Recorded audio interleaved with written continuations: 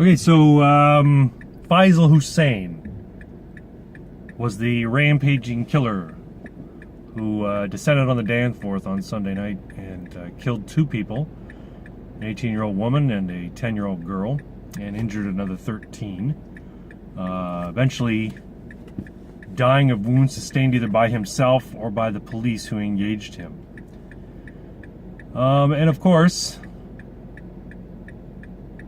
the question of guns has come into the conversation. John Tory, most notably, coming out and saying, "We have a gun problem here in Toronto," and then went on to ask the question, rhetorically I'm guessing, why does anyone in Toronto need a gun in the first place? Well, maybe to defend from rampaging lunatics who decide to shoot up souvlaki houses and cafes on the Danforth. Now, the family has come out and said he struggled with mental health issues for years. Apparently, he was from Thornhill, which apparently is a very heavy Afghani and Pakistani population. Now, some people online have been calling for investigation into his mosque and the mosques he frequented to see if there was possibly links to radical preachings or things along those lines. But if the police forces in Toronto are anything like police forces in the UK, they're likely hesitant to do that for fear of looking racist or Islamophobic. There will be an outcry if they show up all of a sudden at some mosque in Thornhill and start asking questions about what Faisal Hussein talked about or what the clerics talked about. They should at least be investigating it, because last I read, the police had not ruled out terrorism. I mean, it fits the terrorism style. Attack a bunch of soft targets who are unsuspecting and have nothing to do with any conflict. I mean, but it's too soon to make any assumptions that way. But at the very least, it should be investigated. And my buddy Irving Twin made mention of that. But I guess I have to shake my head at John Tory and the other people calling for stricter gun control and the passing of Bill C-71 now. It must pass now. Enough of this debate. Let's pass common sense gun control.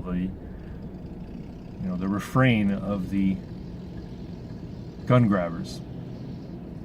Never mind that C-71 has nothing to do with fighting gun crime and has everything to do with legislating against people who are law-abiding gun owners who have shown time and time again that they're not the source of the problem. They're not the ones committing the crimes. And the guns that are being used to commit the crimes are not coming from them. Most of them are coming from across the border. Then you have Bill C-75, which reduces sentences of violent criminals and gives them a faster path to release. So if we really want to fight gun crime, maybe it would make more sense to be stricter with criminals who commit violent crimes, with guns or without. But, I mean, John Tory and the other gun grabbers, they're fighting a losing battle. And because effectively gun control is dead. And I'm referring to a recent ruling or a recent outcome of a court case in the United States, one Cody Wilson of Defense Distributed, basically won his case against the federal government. See, Cody Wilson put plans online a few years ago for a 3D printed gun called the Liberator. And shortly after putting it up, it was, I think, maybe a couple of weeks, the federal government came down, seized his computers, and basically said a cease and desist, get those plans offline. You can't distribute plans for firearms because it violates the International Treaty on Firearms Proliferation and Firearms Trafficking. Well, Cody Wilson complied. He let them, he took down the plans, but they had already been downloaded like thousands and thousands of times. He took down the files. He sort of closed up shop and filed a lawsuit against the federal government, saying that they had violated both his First Amendment and Second Amendment rights. See, Cody Wilson's one of these strange folks who thinks government needs to be curtailed and believes in the Second Amendment and believes in the citizens' unequivocal right to bear arms. Well, in any event, the federal government recently settled with him. Realizing that they didn't have a case, that he was in the right, they settled with him. They paid a portion of his court legal fees and basically said, yeah, okay, you can re-upload those files and you can go back into business. If you're interested, you can look at defdist.org, defdist.org, to find out a little bit more about the whole ordeal and what it is that Cody Wilson and Defense Distributed does. Anyway, those plans are out there. Defense Distributed produces a CNC machine called the Ghost Gunner, which allows for people to print, or mill, I should say, AR-15 uppers and lowers, and 1911 frames. Now, when I saw this, I'm like, wow, that's awesome. Good for them in the United States. Too bad we don't have that here in Canada. And then I looked into it a little bit. And as it turns out, Canada's laws are as messed up as anywhere else. And actually, I shouldn't say it's messed up because this is good, but it's not. It's kind of surprising. It's not what we would expect from Canadian gun legislation, because things are as restrictive as they are. But this is right from the RCMP's mouth, apparently. If you have a valid PAL, you can produce a firearm for which you are legally allowed to possess. Any firearm that you're legally allowed to possess, you can produce it through machining, through milling, through your own manufacturing means. If you have a machine shop or you just have basic tools and you want to produce a long gun and you have a PAL, have at it. And the government doesn't even need to know about it. If you have an RPAL, that is a restricted PAL that allows you to hold handguns and some restricted rifles, like an AR-15, you can legally produce restricted handguns and restricted firearms. Who knew? Now, in the case of an RPAL, or in case of restricted firearms, you need to assign it a unique serial number, and that serial number needs to be recorded with the firearms office, the RCMP, just because restricted firearms are all registered and monitored and strictly controlled in Canada. But I was quite surprised at that. I was, you know, I mean, I guess it makes sense.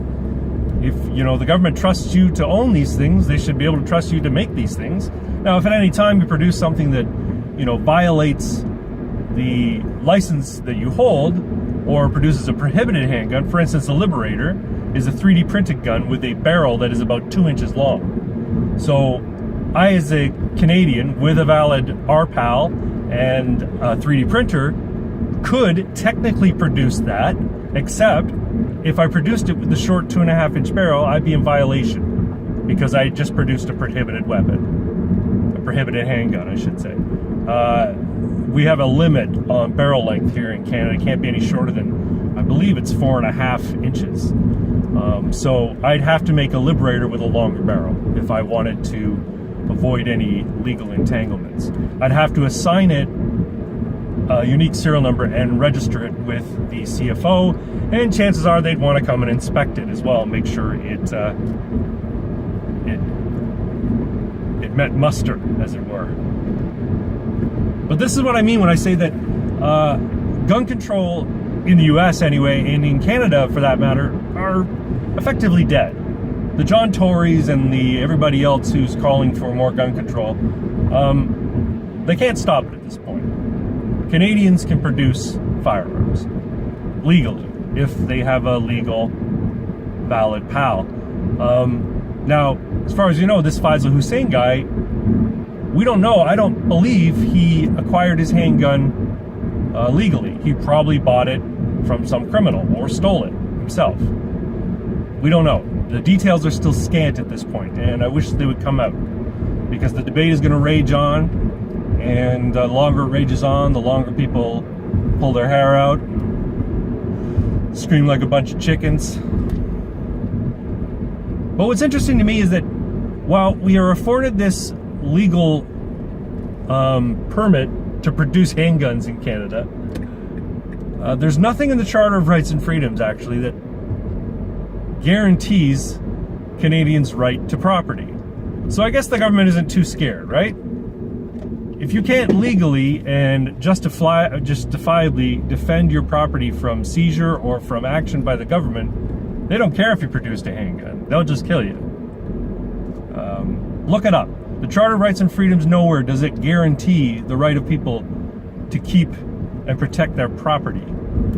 All it states is that Parliament makes laws regarding property ownership, regarding leases, regarding easements, and the citizenry is expected to abide by it. But nowhere does it say that Canadians are guaranteed the right to own property and the right to keep property. So if Parliament decided to go full-on socialist or full-on communist and say, look, anybody who owns a house worth more than $400,000, we're going to seize it for the betterment of society.